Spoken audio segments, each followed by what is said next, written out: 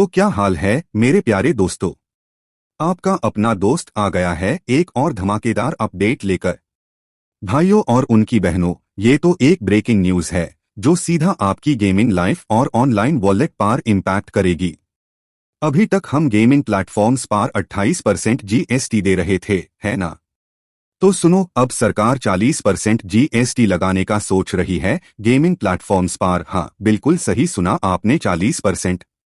ये एक बहुत बड़ा जंप है और इंडस्ट्री में हलचल मची हुई है। क्यों हो रहा है ये सब? देखो, पार्लियामेंट में एक नया बिल पेश हुआ है, promotion and regulation of online gaming bill 2025। इस बिल का सीधा सीधा मकसद है ऑनलाइन रियल मनी गेम्स को बंद करना।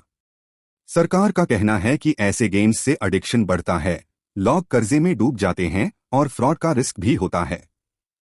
और ये 40% जीएसटी को सिन गुड्स की कैटेगरी में डालने की बात हो रही है, जिसमें टोबैको और गुटखा जैसे प्रोडक्ट्स भी आते हैं।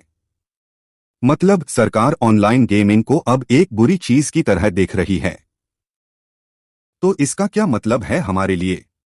अगर ये बिल पास हो गया और 40% जीएसटी लग गया तो भाई गेमिंग का पूरा लैंडस्केप हाई बादल जाएगा। जो छोटे और मीडियम साइजेड गेमिंग ऑपरेटर्स है, उनके लिए तो ये गेम ओवर हो सकता है। और बड़ी कंपनीज को भी बहुत टफ टाइम देखना पड़ेगा। इसे न सिर्फ कंपनीज को नुकसान होगा, बल्कि जॉब्स भी जा सकती है और हो सकता है कि लोग अनरेगुलेटेड ऑफशोर प्लेटफॉर्म्स की तरफ रुख करें। इसका सीधा असर आपकी पॉकेट्स पर पड़ेगा, क्योंकि गेम्स और ट्रांजैक्शंस और भी एक्सपेंसिव हो जाएंगे। मेरी राय में ये तो बहुत हाई सेंसिटिव टॉपिक है दोस्तों। एक तरफ सरकार लोगों को प्रोटेक्ट करना चाहती है और दूसरी तरफ गेमिंग इंडस्ट्री, जो कि एक बूमिंग सेक्टर है, उस पर एक बड़ा भार पड़ेगा। अब देखना यह है कि इस बिल का फाइनल रूप क्या होता है और जीएसटी काउंसिल इस पर क्या डिसीजन लेती है। हम तो यही चाहते हैं कि एक ऐसा सोल्यूशन निकले जो सबके लिए फेयर हो, प्लेयर्स के लिए भी और कंपनीज के लिए भी। आपको क्या लगता है, आपको क्या ये 40% जीएसटी गेमिंग इंडस्ट्री को तबाह कर देगा? कमेंट सेक्शन में बताओ। बढ़ते हैं आज की दूसरी खबर की तरफ। अंतर्राष्ट्रीय व्यापार और भूराजनीति से रशिया और भारत के बीच बढ़ते व्यापारिक संबंधों पर अमेरिका की टेढ़ी नजर बनी हुई है। रशिया राष्ट्रपति पुतिन और भारतीय प्रधानमंत्री मोदी की आगामी मीटिंग पर पूरी दुनिया की निगाहें टिकी हैं। इस बैठक का मुख्य एजेंडा दोनों देशों के बीच व्यापारिक संबंधों को और मजबूत करना है, खासकर तेल के व्यापार को लेकर। लेकिन इस बीच अमेरिका ने भारत पर रूस से तेल खरीदने के लिए 25% का टैरिफ लगा दिया है, जिसे रशिया ने दोहरे पैरामीटर्स और अनजस्ट करार दिया है। रशिया का साफ कहना है कि अगर अमेरिकी बाजार भारतीय उत्पादों के लिए बंद होते हैं तो रशिया का बाजार हमेशा खुले हैं।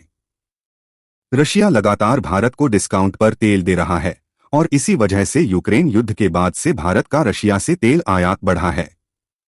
दोनों देश व्यापार को सुगम बनाने के लिए नए पेमेंट मैकेनिज्म पर भी काम कर रहे हैं। कुल मिलाकर यह एक ऐसी स्थिति है जहां भारत और रशिया अपने आर्थिक रिश्तों को प्राथमिकता दे रहे हैं, भले ही अमेरिका को यह पसंद न हो। अब बढ़ते हैं नेक्स्ट बिग थिंग की तरफ। वो ये है कि आज मार्केट के मूड स्विंग्स की तरह निफ्टी आईटी का शेयर भी कभी ऊपर जाता है और कभी नीचे।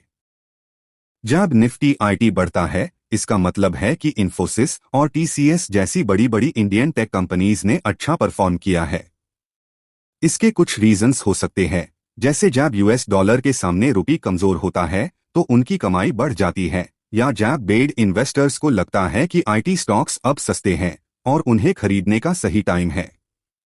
तो जैसे आपकी सैलरी हाइक से आप खुश होते हैं, वैसे हाई इन सब रीजंस से आईटी सेक्टर में भी खुशियां आती है और शेयर ऊपर जाते हैं। लेकिन रुको, अभी न्यूज खत्म नहीं हुआ है, क्योंकि गाइस जब तक मैं ये न्यूज रिकॉर्ड कर रहा हूं तब तक गेमिंग इंडस्ट्री को एग्जेम्प्ट करने वाला बिल पास भी हो गया है। जिसकी न्यूज आपने शुरू में सुनी है। तो ठीक है, मैं मिलूंगा आपको अगले वीडियो में। तब तक के लिए कीप गेमिंग बट स्मार्टली।